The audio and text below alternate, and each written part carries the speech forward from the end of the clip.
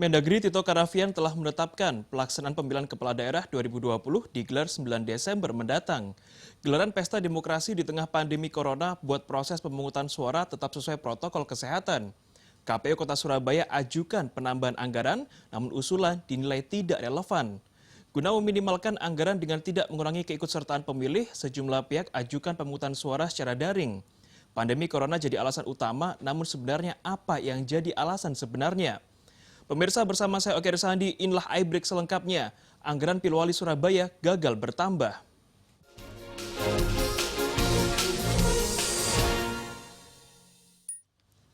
Pemirsa, Menteri Dalam Negeri Tito Karnavian telah menetapkan bahwa pemungutan suara atau Pilkada serentak 2020 akan diselenggarakan 9 Desember 2020 mendatang. Bukan tanpa alasan, ini diundur menjadi 9 Desember karena pandemi virus corona juga tidak bisa dipastikan kapan akan berakhir. Jika terus diundur hingga tahun 2021 maupun tahun 2022, bukan tidak mungkin hal-hal yang tidak diinginkan bisa saja terjadi. Karena tidak sepenuhnya pengganti sementara atau PLT maupun PJ memiliki tupoksi yang sepenuhnya seperti wali kota definitif atau bupati definitif. Itu mengapa pilkada akan tetap dilaksanakan tanggal 9 Desember 2020 mendatang. KPU Surabaya pun telah menyusun sejumlah anggaran untuk melakukan pemungutan suara di tanggal 9 Desember dan ada penambahan dengan total seluruh biaya anggarannya 70 miliar rupiah. Sudah diusulkan kepada pemerintah Kota Surabaya namun ditolak dengan sejumlah alasan. Kita akan bahas bersama dengan dua narasumber yang sudah hadir di studio kami. Ada Bapak Arief Fatoni, anggota DPRD Kota Surabaya. Selamat pagi Pak Tony. Selamat pagi Mas. Ada juga Bapak Surakim Abdul Salam selaku pengamat politik di Kota Surabaya. Selamat pagi Pak Surakim. Pagi Mas. Saya mungkin langsung ke Pak Tony terlebih dahulu terkait dengan penambahan anggaran dengan total senilai 70 miliar rupiah.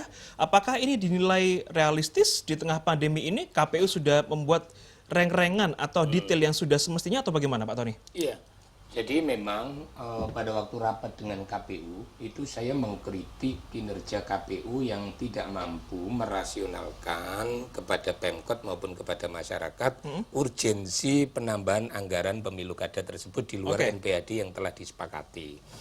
Tetapi sebenarnya kalau kita melihat semua detail kenapa anggaran pemilu kada harus ditambah di tengah pandemik ini, ujungnya itu sebenarnya adalah menyelamatkan nyawa warga Surabaya dari potensi terinfeksi COVID. 70 miliar itu sebenarnya terdiri dari dua item saja. Satu, karena ini pemilu kada di tengah pandemik, maka jumlah TPS diperbanyak. Otomatis kan butuh anggaran. Betul. Yang kedua, sisanya adalah untuk membekali para petugas, baik petugas pemutakhiran data, coklit, dan PPS pada saat pemungutan suara, itu dengan alat pelindung diri. Nah, tentu itu kan butuh biaya. Makanya saya bilang bahwa ujung dari penambahan anggaran ini adalah sebenarnya upaya pemerintah, upaya KPU menyelamatkan warga Surabaya dari potensi terinfeksi COVID-19. Baik. Jadi itu saja sebenarnya. Nah, makanya kemudian agak aneh ketika kemudian Pemkot berpikiran bahwa tidak bisa dengan dasar pasal 14 Permendagri nomor 41 itu. Makanya saya agak sedikit pemerintah kota itu konsultasinya tidak pada satu pihak lah. Konsultasi dan koordinasi sama DPRD, konsultasi ke Kemendagri, konsultasi ke BPK gitu loh. Jadi jangan hanya menyandarkan pada satu pendapat hukum karena tafsir dalam pasal itu semua sarjana hukum pasti menginterpretasikan yang berbeda. Betul. Toh ujungnya ini juga untuk menyelamatkan warga Surabaya kok. Masa Surabaya APBD 10 triliun menyelenggarakan pemilu kada saja nyusu APBN kan malu kita.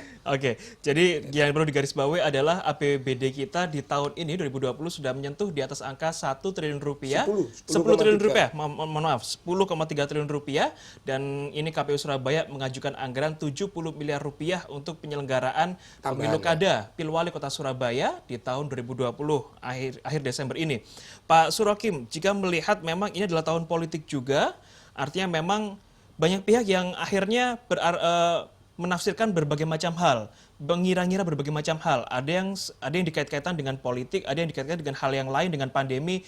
Namun dengan adanya penolakan dari pemerintah Kota Surabaya, apa yang Anda lihat dari fenomena ini? Ya, apa yang disampaikan Mas Tony itu kan masuk akal ya. Ini pemilu yang tidak biasa.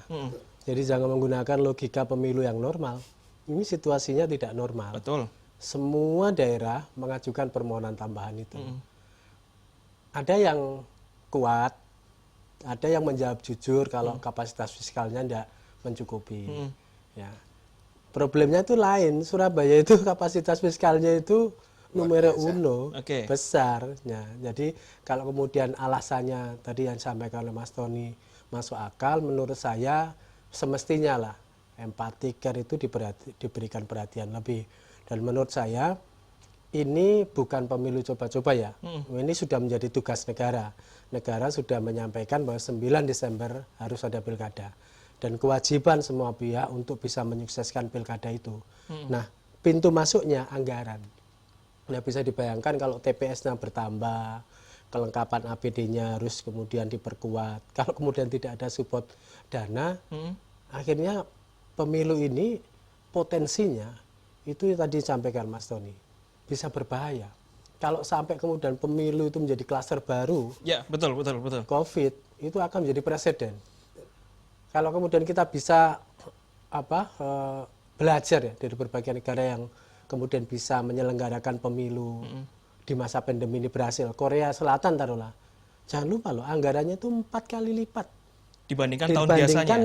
Penyelenggaraan pemilu di luar yang normal. Pandemi.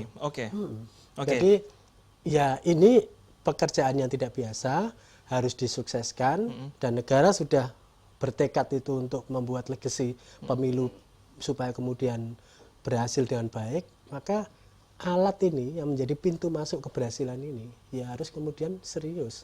Oke, jadi urgensi penambahan dengan total biaya anggaran mencapai 70 miliar rupiah ini adalah untuk tidak menimbulkan klaster baru. Mengingat saat ini pun kota Surabaya juga tengah menjadi sorotan publik, di mana hingga hari ini belum menunjukkan angka penurunan tren positif COVID-19. Karena memang sampai dengan sepekan terakhir ini masih terus naik, di mana sejak tanggal 28 Juni 2020 hingga kemarin, 5 Juli 2020, penambahan per hari kasus positif rata-rata ada di angka 127,85.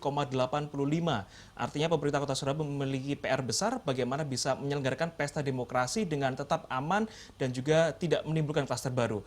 Pemirsa, saya berikan segera kembali sesaat lagi.